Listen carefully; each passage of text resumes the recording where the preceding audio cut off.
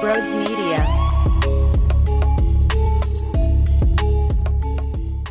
Hello, friends. Welcome on in to Sports Talk with Broads. So much to cover. Jalen Hurts and his injury. David Carr and his stupid mouth. Sean Desai, is he getting a free pass or should he be in the crosshairs just as much as Brian Johnson? Okay, Dave Spadaro on an Eagles Q&A. I guess he sparked some fire in the Reddit world. Let's talk about it all, shall we? I guess maybe the best way to kick things into gear is by playing this audio cut by David Carr. And yeah, this is the second dumbest thing that he stated that went viral.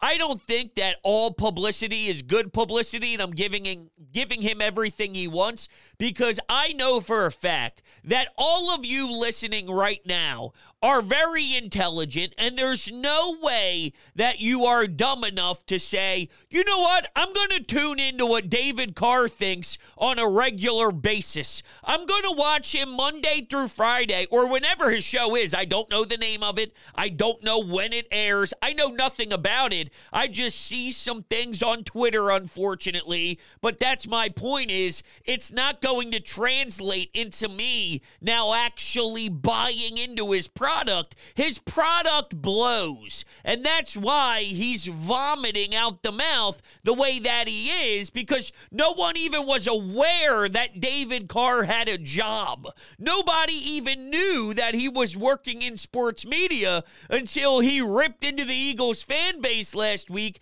saying he didn't see a scenario where they were to beat the 49ers. And my point was, you very well may think that the 49ers will win. What you can say is it's impossible for the Eagles to do it. Even all the 49ers fans who thought they had a chance to actually compete and come out victorious, there's no way you saw an ass whooping to that level where we looked like an AAU team, we looked like a 12U team, and San Francisco looked like the best team to ever play. You know what I'm saying? There's no way that even the ones who supported the gold, all right, that stupid gold, the stupid gold. I only like Kelly green, baby. I only like that green, that midnight green, those black and white unis, you name it. But it's got to be the Philadelphia Eagles. Anything else? You see this? You see this? You see that's my head shaking in disgust. And sometimes I can't even control that. It just happens. And it's probably going to happen again, I'd say, over the next 1 minute and 12 seconds, because I'm about to re-air this disgrace of a man named David Carr. Let's take a listen. This team, you have to have a serious conversation if you're Philly. And you have to really say, is it better for us to play Marcus Mariota right now and let Jalen get fully healthy? Because I would argue that it does not matter if you're the number one seed. Because if the 49ers come into Philly again, they do not care. They do not care. If raining in Philly, doesn't matter. But irrelevant. You're the coach. You're Nick Sirianni. You go up to Jalen Hurts. He's like, dude, that's I can play, crazy coach. Conversation. I can play. How are you going to tell me after I just got paid, we do all of this stuff, I'm in the MVP runner. We just had a board up there reading his MVP odds, and now you're going to telling me to sit. Big picture, brother. Like, that's what you have to do. Like, if you're Nick Sirianni, this is the type of decision and conversation you have to have if you have a big picture mentality. And I think you can have that conversation, honestly, with Jalen. And if you set him down, that's all Jalen talks about, is the end result and getting to the Super Bowl and winning that thing. The best way we can do it, they didn't run the football at all with him. Twice? That's not it, man. That's not the winning edge. Put Marcus in there, win a couple games. Yeah. Maybe you have the number one seed still. You might have it. I'd say he's probably better at playing quarterback for the Philadelphia Eagles. Right now, he would be more productive. Hey, I ain't say that. No!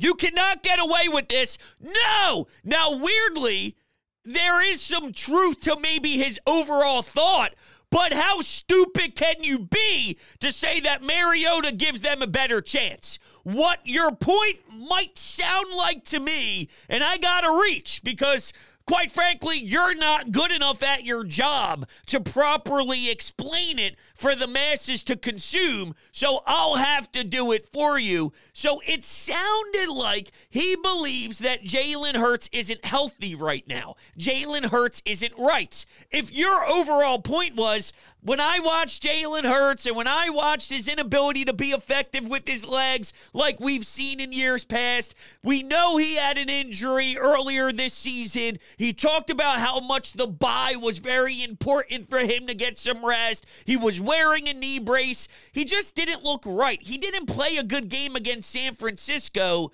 and it's weird because, well, this team has won 10 games out of 11 prior to San Francisco. This team did go to a Super Bowl and had a double-digit lead halfway through the Super Bowl with this guy being at the helm. Something's not right at this particular time, this current time with the Eagles and Jalen. He didn't look right. Now, that's different. That's so much different. To say Mariota gives them a better chance, what are you basing this off of? Marcus Mariota is a below-average guy in this league. He's a backup. He's a backup quarterback, and fine, serviceable in that role.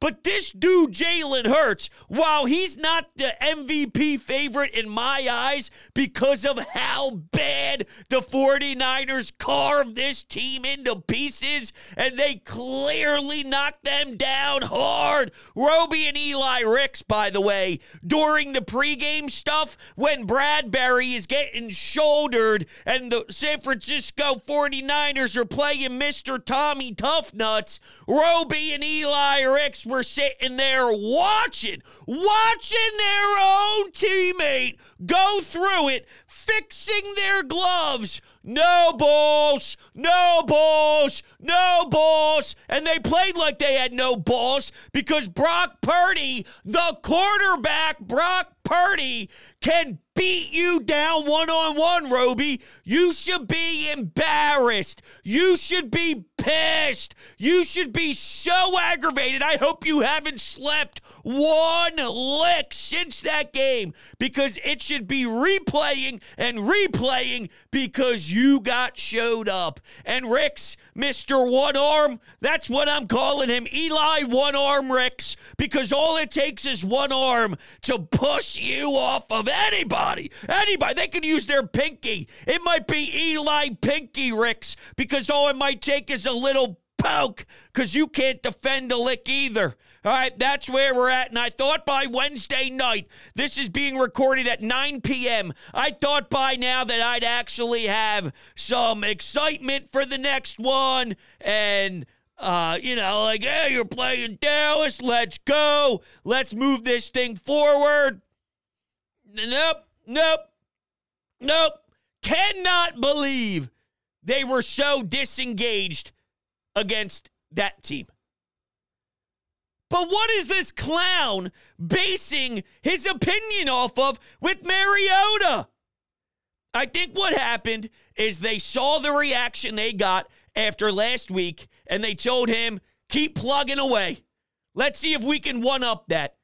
And to his credit, I guess here I am doing a pod, and I'm talking about it. So me, you, and everybody else is digesting. But as I mentioned earlier, you guys all have brains, and you will not now go be tuning into his program to get any sort of insight.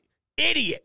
Just like Sims. Has anyone ever actually listened to Chris Sims? Of course not. No. No one would waste their time. There's a reason. He stinks. And we get that information through these clips, and now we know never if I accidentally stumble upon anything with Sims, off. I'd rather get shit on my hands.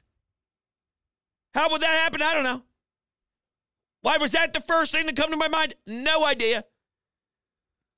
But I'd rather that. Oh man. My toes are curling. I'm getting angry. Something that'll calm me down? My bookie. Thinking about my bookie because they're the greatest in the world. Listen to this. Picture this. Not just watching games, but turning every second into a potential winner. Because with my bookie, you can stream the game and live bet them and turn any game day into a payday. Ready to up your game? Sign up today and make your first deposit with promo code BROADS for a sweet deposit bonus up to $1,000. That's promo code BROADS to claim your bonus. This isn't just a promo code. It's your secret weapon to get the extra edge on the house. You could bet anything, anytime, anywhere, only with my bookie. You have to click the link down below. Get yourself signed up. Lots of Sixers action coming up. You got the Philadelphia Flyers, all right? And then how about Thursday night football? Sunday, 1 o'clock slate. You do not want to miss out on all the great promotions and the odds boost that you get with my bookie. There is nothing like it on the market at all. So do not be a fool and join the MyBookie family. Promo code BROADS. Absolutely, absolutely join the family. Okay, so essentially to sum up David Carr, I think what he meant was Jalen Hurts isn't right. He just said it in the most disgusting way humanly possible. I can get behind that. I can. I don't know if he is right. The offense doesn't look the same. And the dude is a warrior, and he's not going to tell anybody what he's dealing with. They will pretend like it's not big, but I wouldn't be surprised if there's actual legitimate, serious issues happening, and he's powering through as best as possible. And it may have limitations on him, so then the offense can't do X, Y, and Z. But if you take that part out of his game, and this was a debate that we had just from a hypothetical sense of the growth with Jalen Hurts, and there's so many old school people that feel you need to remove the legs from his game and make him more of a pocket presence so he doesn't get hurt and blah, blah, blah. We heard it forever now, right? You heard it with Lamar Jackson. You hear it with a lot of these mobile quarterbacks. There's so much fear that they won't stay upright. No. Because if you take that out, you're not the same. It's such a key variable to what moves this offense. And because he's not as much of a threat currently, I think other teams are picking up on that. But this is where I counter it, okay? Because I watched Christian McCaffrey get the football and run behind Trent Williams. By no means do I think DeAndre Swift, Kenneth Gainwell, Boston Scott, or anybody on this team is Christian McCaffrey. That guy is a different breed.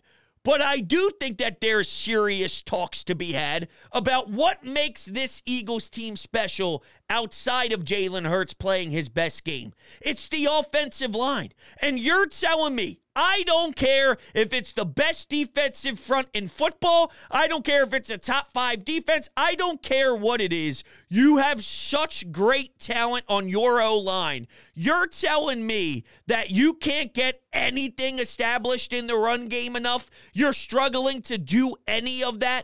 It blows my mind. And I don't like the beat reporters who are all showing clips of certain runs. And, well, what do you want them to do? If it's not working, they can't just keep running the ball. Why isn't it working? And as much as I know that Jalen Hurts is better than he's showing this season with his legs, and I think the injury is a big key piece to that, but I'm just saying there's too much talent on that O-line, and with DeAndre Swift, how are you struggling this much? It can't just be Jalen Hurts isn't as able to move as he was. I was looking up some of his rushing numbers, and he'll flirt around that 700 mark, and that's with 15 games played. He only played 15 games both times the last 2 years. So with that, and that's one of the big topics for me this season, can he play all 17? Will he be available for you? Had the ankle.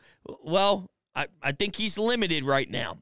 So it was, for rushing yards, 784 his second year in the league, playing 15 games.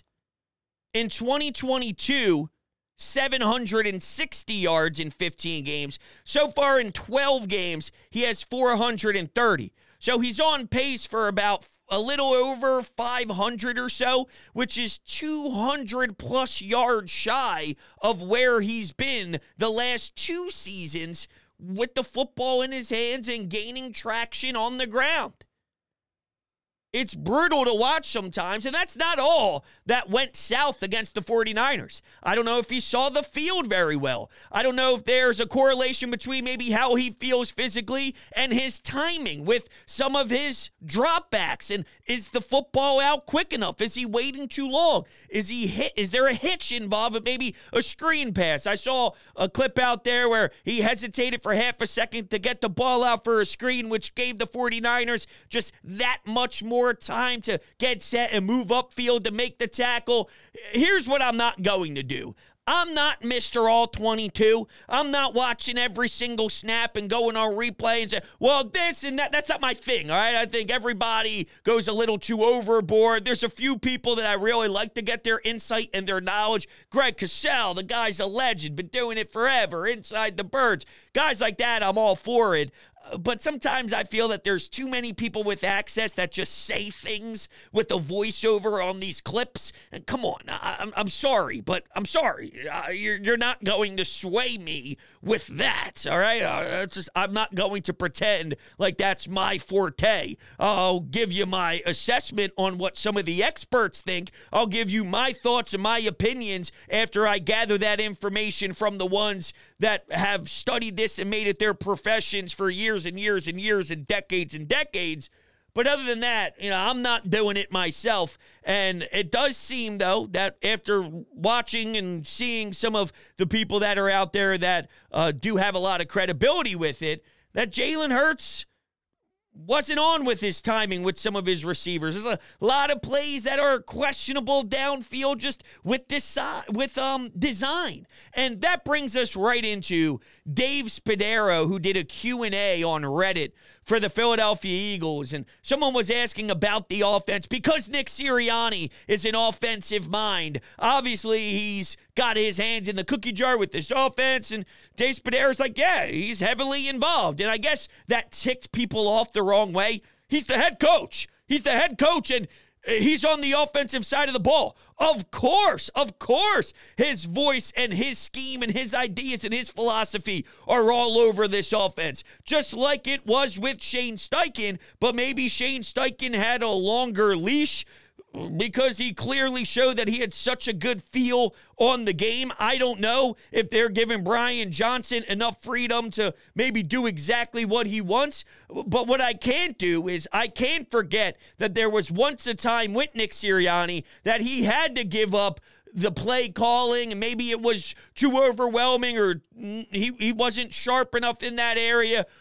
Is he now taking more of the offense on his shoulders because maybe they don't feel great about Brian Johnson currently? And now we're seeing regression because Nick is more involved. I don't have the answer to that. I don't have the information, but I wouldn't be surprised if Nick Sirianni was maybe more influential than he was with Shane Steichen, and maybe that's why it's getting sticky and it's getting hairy. I don't know.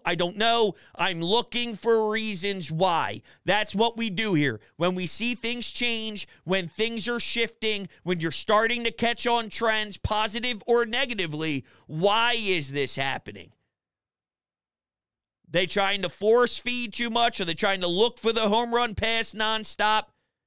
I got to give a lot of credit to Brock Purdy and Kyle Shanahan. They got that offense rolling so beautifully that you don't have to think. It's just there. Let the play happen naturally, and you'll find someone wide open over the middle.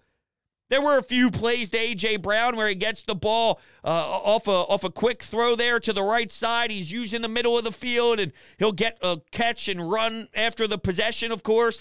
A.J. Brown can definitely do that.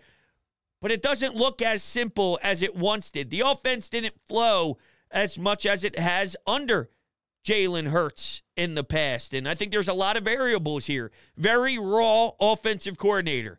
The head coach also has a history of not being super smooth in that area. And now your quarterback doesn't look 100%. Is that why the run game isn't as effective? Am I asking for too much out of my offensive minds with one of the greatest offensive lines built and a tough runner in DeAndre Swift? That can't work.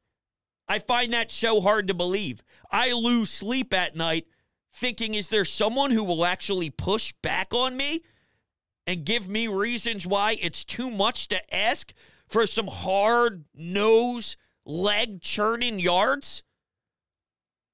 He's big enough to plow away and follow a lead block.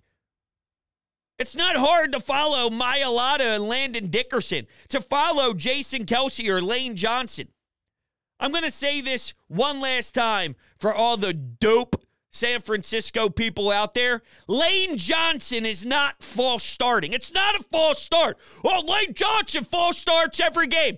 Every player in the league has even came out publicly and backed it up that he is just that elite at his job. His timing is so down perfect, and it's so magnificent, and it's so right on cue that he has tricked your mind into thinking that it's happening early. It's not happening early. That's what makes Jeff Stoutland. That's what makes Lane Johnson. That's what makes this core so ridiculous. You saw what he did to Bosa.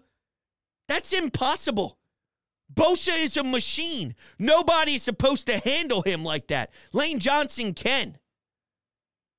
So it's greatness versus greatness, and that's what you get. But those details of knowing what you can and cannot do by the letter of the law, by the rule book, is what gives Lane Johnson the advantage. Not because nobody's calling it, because he's dialed it down and has it down to a perfect science that you now feel it's not even fair.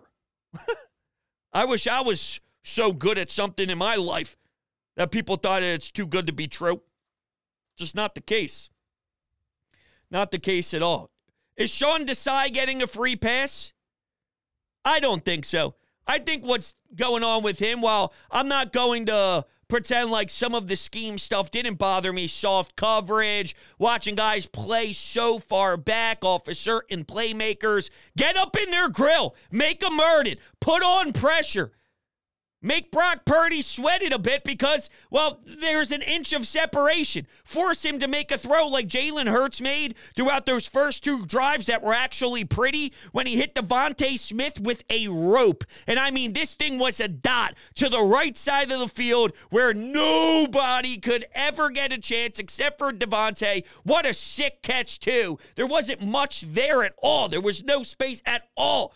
But Jalen Hurts threaded the needle. It just sucks that the game went to shit right after that.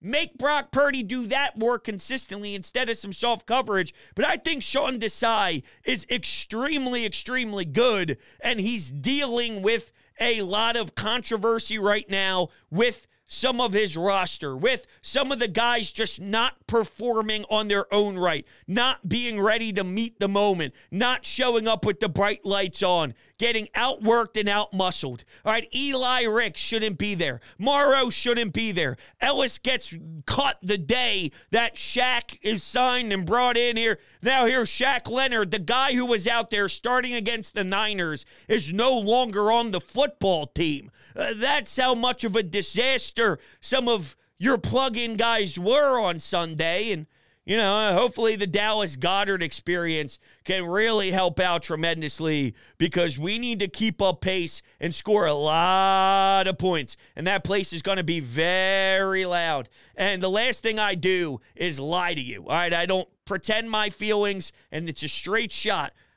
I don't feel good about Dallas. I don't feel good about Dallas. This is the first time this season that I've said I don't feel good heading into a game. Deep down, if they are who I think they are, they'll shut me up. But I'm broken in more pieces than I thought I'd be just based off of compete and effort. I didn't think they had it in them to look that putrid, and it's a walkthrough All right, you see the practice report, and then you see a couple of the guys who cover the team, a couple of the ladies who cover the team, and what do they say? Well, this was just a projection. If they were to practice today, they didn't because they just had a walkthrough. They played the 49ers like it was a Wednesday walkthrough practice. Okay. Never thought in a million years that that was even possible with this core. I was wrong. And it came at such a shock that my jaw is still currently on the floor, and I don't know if I can pick it up until I see the final outcome in Dallas. That's how strongly I feel about this, which is sickening to me.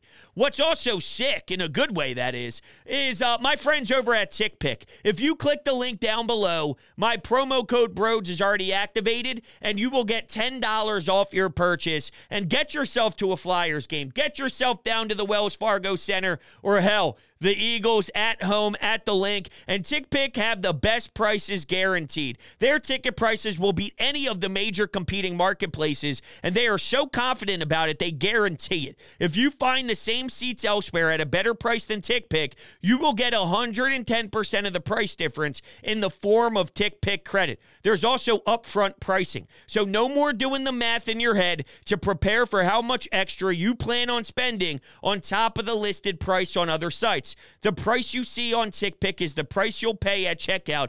Period. End of story. We got no added service fees, hidden fees, or else. So make sure you get started over at TickPick and get yourself to a game today. Okay, let's hear calls. Let's listen to you. Please don't sound like David Carr. No reason to think you would, but don't, please. Hey, bros. First-time caller, long-time listener from Delaware. I was upset at this game. I could not figure out, for the life of me, why right before half we're taking timeouts to help San Francisco score. It wasn't like we were going to use the remaining time to do anything with it if they scored. So I didn't understand. Let the clock run down. Don't help them score before the half because they're getting the ball back. If we would have just let the clock count down. And then they have to fight the clock. Let them use their timeouts. You know, none of this game made any sense to me. There's a lot of things that did not understand. Appreciate the first-time call. I think what they were doing there at the end of the half, they botched the execution, no doubt about it. But because San Francisco was getting the ball back at half and they were able to score there, they were looking maybe to get the football back prior with just a little bit of time left to see if they can squeeze something out of it. Now, I'm going to go exactly to the play-by-play because I do remember the timeouts being used and saying, well, that was ugly.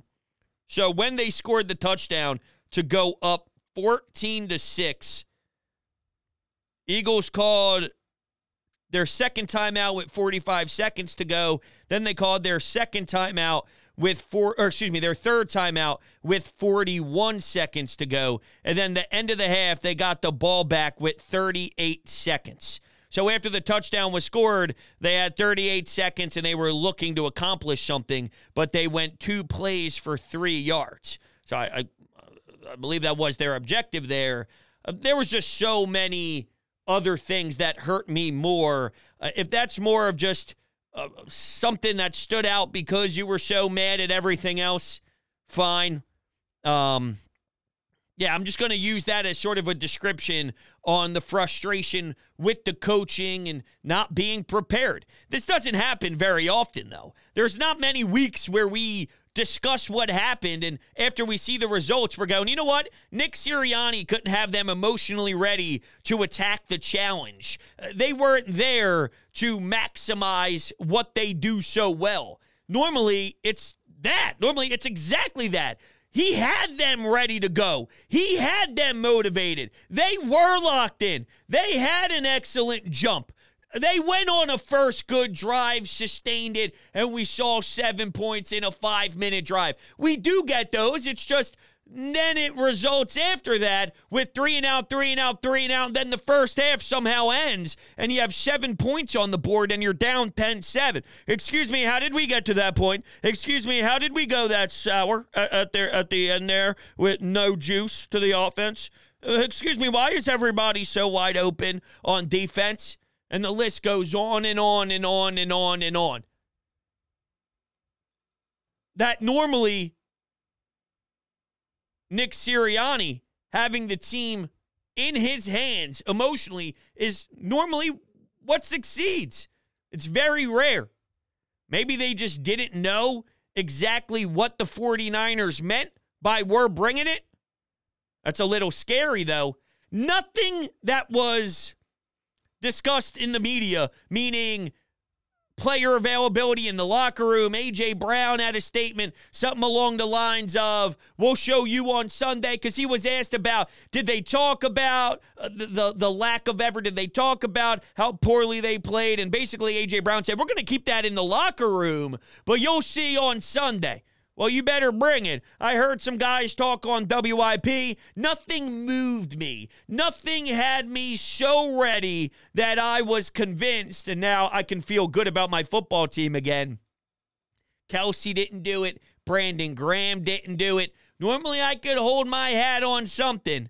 I'm in a very weird space right now, and I'm really hoping that you all can snap me out of it by Friday. All right, this is going up Wednesday night. Some people might tune into it as their Thursday pod, going to work, getting ready. By the way, speaking of pods, this is on Apple Pod, Spotify, Google Pod. If you listen on Apple Pod, make sure you leave a 5-star rating and a review. It would really go a long way. What's better than, I don't know, my voice next to you in a road trip in the car? I think that sounds like money. You know what I'm saying? Let's take another call. Dude, that game last night was the most embarrassing show of what Philly is I've ever seen. The Niners talk crap all week. They show up in all black to our stadium, and they come out there and they dog walk us on the field. This whole the game's not personal nonsense needs to stop, okay? Because it is personal. Everybody, A.J. Brown wants to say the Niners are good guys. They're good guys. They body slammed Devontae Smith and they punched Big Dom in the face. Those are good guys. I don't understand what was said in that locker room at halftime, but it should have been a war speech. We need to go out there and punch them in the face. This is a fight. We're in a fight. There's a whole city behind this team. They need to wake up, or else Dallas is going to dog walk us too. Oof. I love the fire, man. I really do.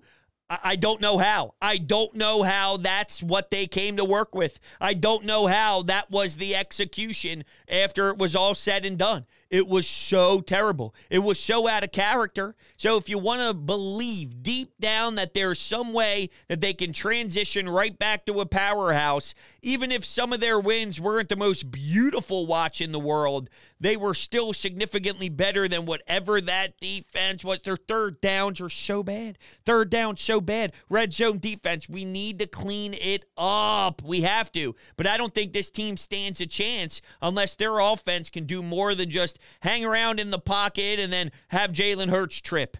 Wait around in the pocket and then try and throw a ball to Devontae Smith or A.J. Brown in double coverage and it gets swatted down instantly. We cannot.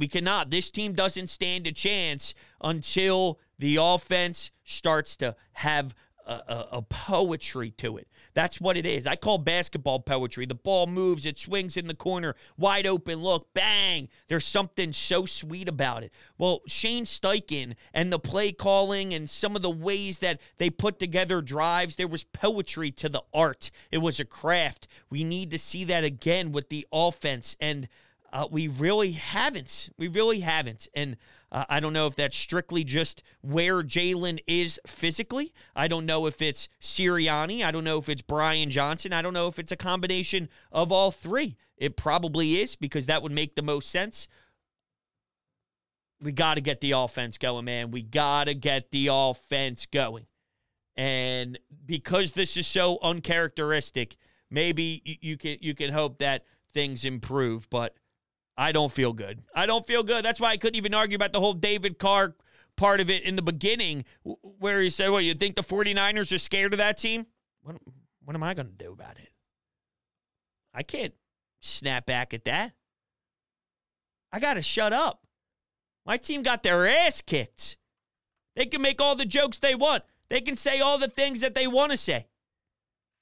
And I have to sit here and take it on the chin, unfortunately. I got to worry about myself, though. And when I say that, I'm talking about the Birds. Whatever the 49ers want to say it. Whatever some other people want to say, whatever, say it. At this point, moving forward, it needs to be about everyone inside the NovaCare complex and what they're going to do about it to shift the narrative. All right? Okay. We'll shut her down here. I appreciate all you guys. I love you to death. We'll be talking very, very soon. Go Birds.